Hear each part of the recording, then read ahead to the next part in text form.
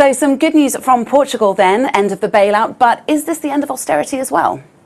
No, unfortunately not. It's not the end of austerity, because if you look at the debt level, it's still very high, 130% of GDP. Deficit numbers are also not good yet. Also, don't forget that the Constitutional Court in Portugal also ruled that some of the austerity measures have to be replaced by new ones.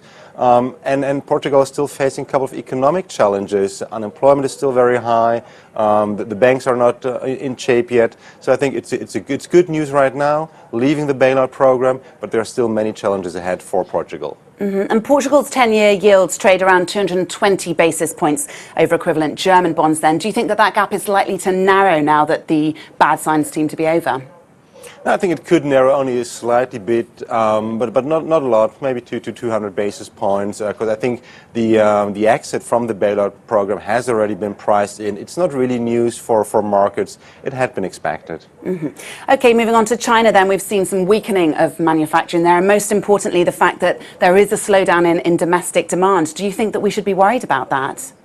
I think this is clearly bad news, because it's not a one-off. We've seen this now for a longer period, that really the Chinese economy is weakening, that apparently the stimulus programs have not worked so far in China, and it means that the government will have to do more, because China is very important for the global economy, and a weakening Chinese economy would clearly not be good news, neither for the European nor for the US economy.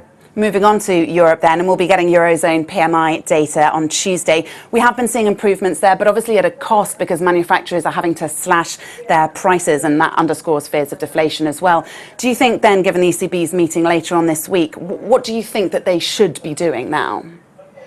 I think we do see that the recovery is coming, and for the ECB right now, I think the best thing would be to do nothing. Why? Because there is not a lot they can do. All the tools they have available are already coming along with a lot of risks. They are highly controversial, and we even don't know whether even big QE would really be effective in the Eurozone. So I think for the ECB, the best thing would be just to stay on hold and hope that the recovery unfolds.